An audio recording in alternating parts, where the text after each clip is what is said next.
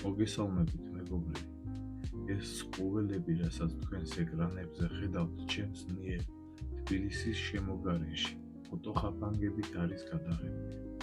ეს კადრები კიდევ ერთხელ გუჩვენებს, რამდენად ახლოს ცხოვრობს ველური ბუნება ჩვენთან. მოდით კიდევ ერთხელ გადავავლოთ თვალით ჩემს მიერ გადაღებულ ცხოვრებას და განვიხილოთ ერთ-ერთი მათგანი. ღამეა, ტყე ჩუმია, არც ხმა, არც მოძრაობა, მაგრამ ამ სიჩუმეში არის ცხოველი, რომელიც ყველაფერს აკონტროლებს.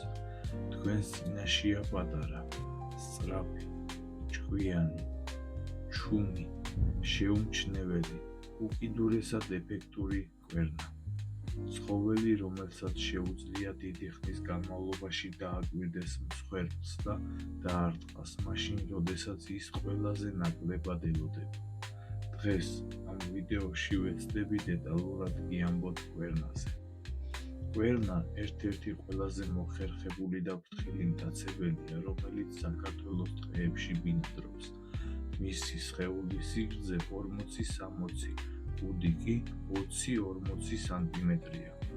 ბეწვი მუქი ყავისფერი, ხოლო ყელზე ღია ფერის ლაქა, რაც მისი ამოცნობის ერთ-ერთი მთავარი ნიშანია.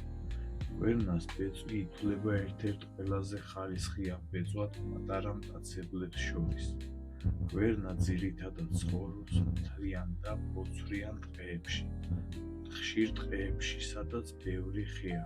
ხშირად ბუდობს ხის ფუღუროებში ან კლდის ნაპრალებში. აქტიურია ძირითადად ღამით.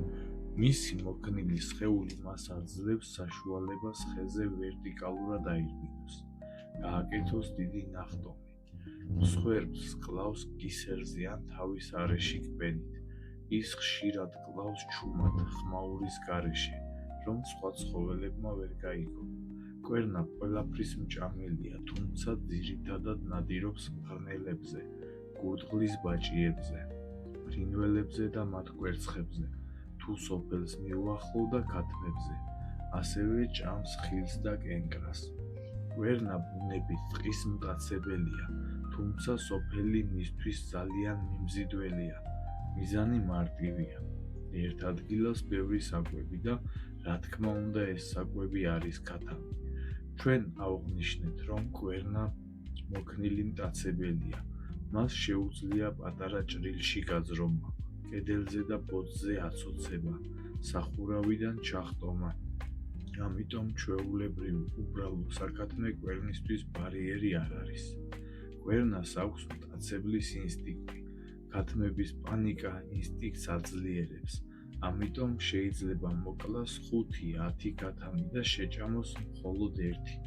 კვერნას თავდასხმის შემდეგ მსხვერპლს კისერზე აქვს 1 ან 2 კბენის კვალი, თავი ან კისერი დაზიანებული. ქათმები შეიძლება იყოს ერთად დაგროვილი. ეს კვერნას ხელწერაა.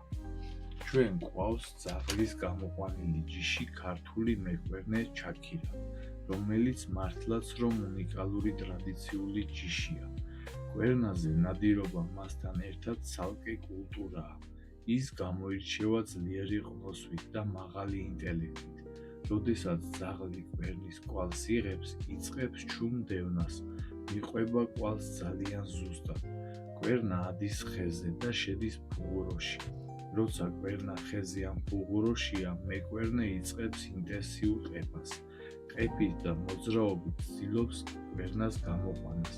როცა კვერნა ფუღუროდან გამოვა, ეცდება ნახტომით გადავიდეს სხვა ხეზე და გაიქცეს.